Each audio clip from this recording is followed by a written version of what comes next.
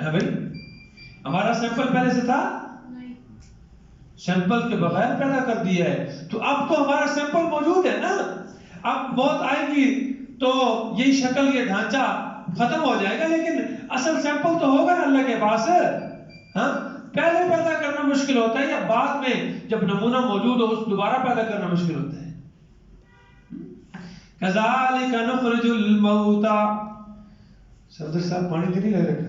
نہیں جی میں جاؤ نا. کذالک نخرج الموتى. اسی طرح ہم کیا کریں گے؟ مردوں کو نکالیں گے. لعلکم تذکرون، تاکہ تم، اللہ یہ ساری باتیں تفصیل کے ساتھ بیان کرتے ہیں تاکہ تم نصیحت حاصل کرو.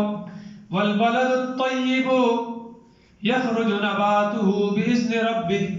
اللہ آگے اگلی آیت میں کافر اور مومن کے عمل کو مثال کے ذریعے بیان کر رہے ہیں. کیا بیان کر رہے ہیں جی؟ مومن اور کافر کے، مومن اور کافر کے اعمال کو مثال کے ذریعے بیان کر رہے ہیں.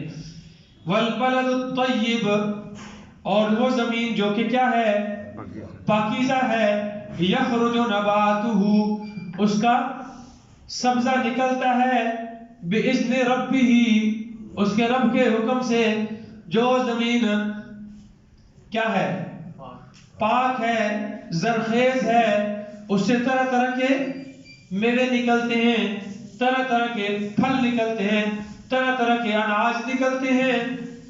بالکل اسی طرح جو دل پاک ہے، جس دل میں اللہ کی توحید ہے، اللہ کی وحدانیت ہے، اس دل سے اس دل کے ساتھ جو اعضاء جڑے ہوئے ہیں، ان اعضاء سے بھی اچھے اچھے اعمال برآمد ہوں گے، نیک اعمال ظاہر ہوں گے.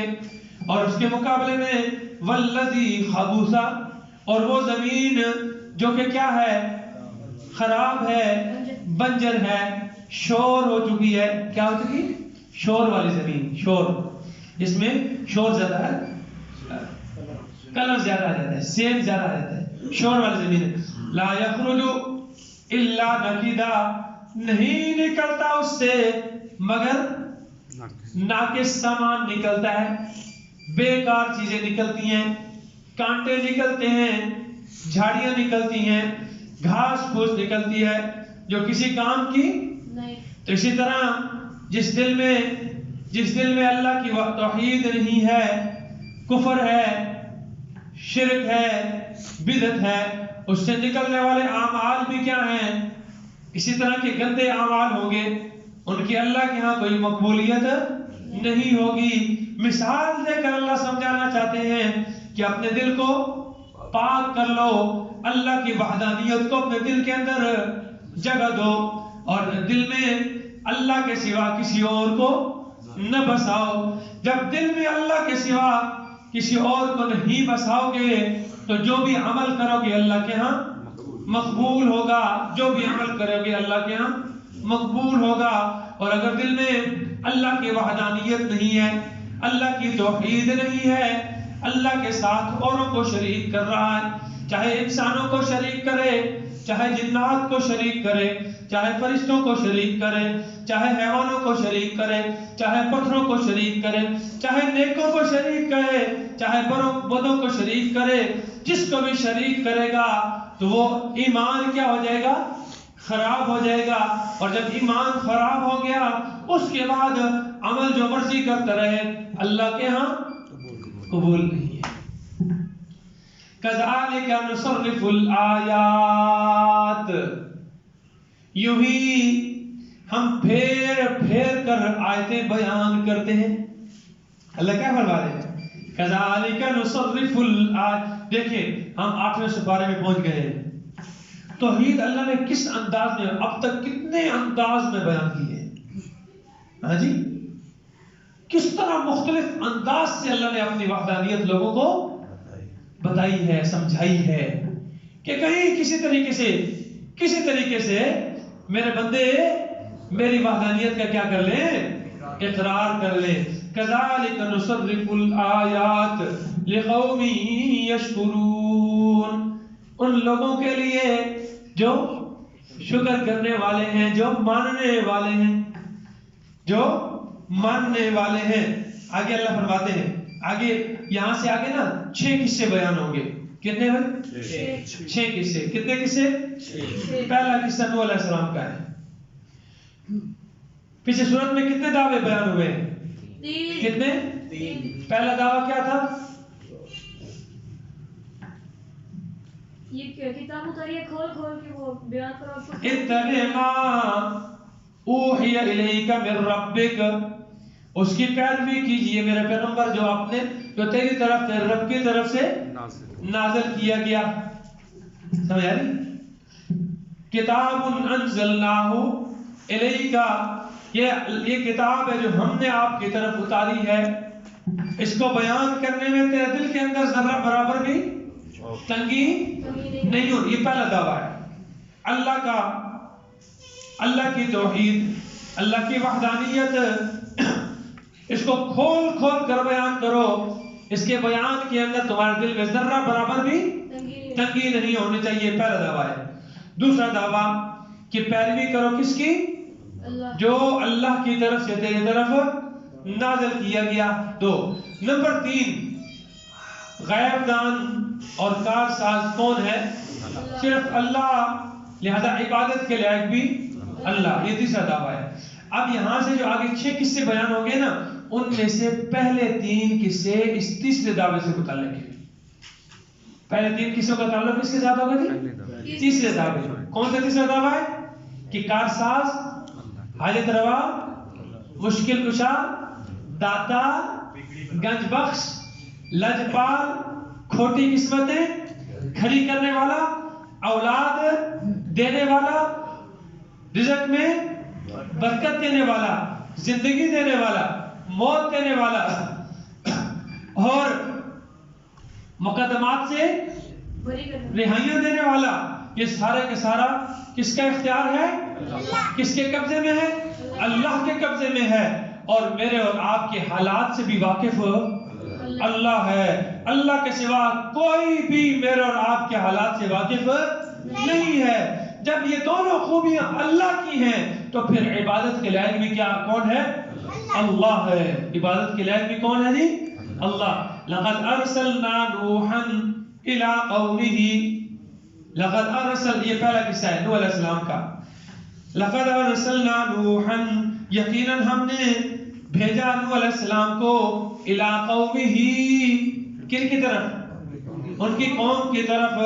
فقال، تو انہوں نے آ کر کہا، یا قوم اعبدوا اللہ، اے میری قوم اللہ کی عبادت کرو، ما لکم من الہ غیرہ، ما لکم من الہ غیرہ، اس کے سوا تمہارا کوئی معبود یہی دعویٰ ہے تیسرا، اللہ کے سوا کوئی عبادت کے لائق نہیں ہے۔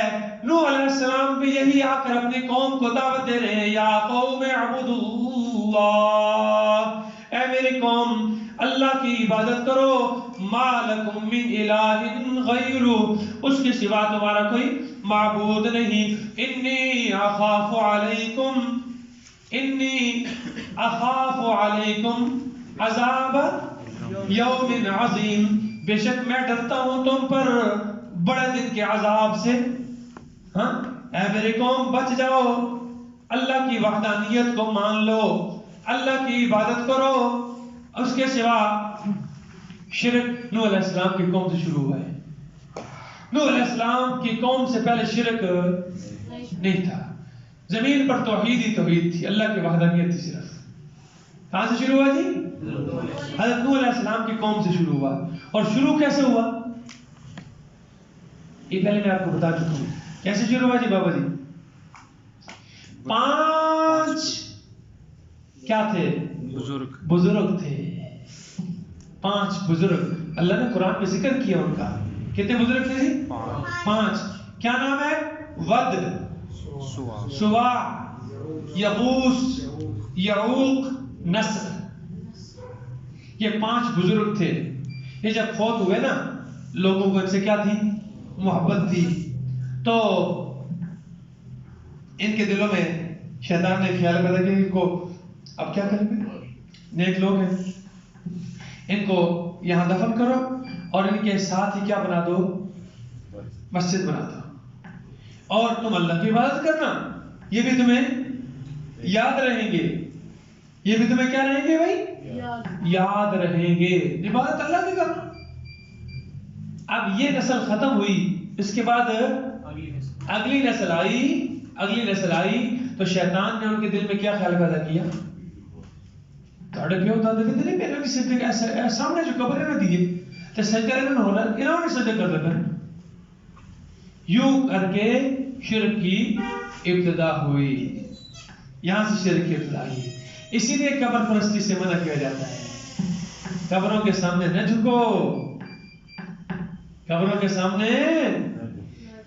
بزرگ علماء نے یہاں تک لکھا ہے کہ اگر آپ اپنے والدین کی قبر پر جاتے ہیں نا تو وہاں دعا کرتے وقت نا قبر کو اپنی قبر کے پیچھے رکھیں، قبلہ رخ ہو کر کھڑے ہوں، تاکہ کسی دیکھنے والے کو یہ کہ دل میں یہ خیال بھی نہ پیدا ہو کہ یہ اس میت سے مانگ رہا ہے.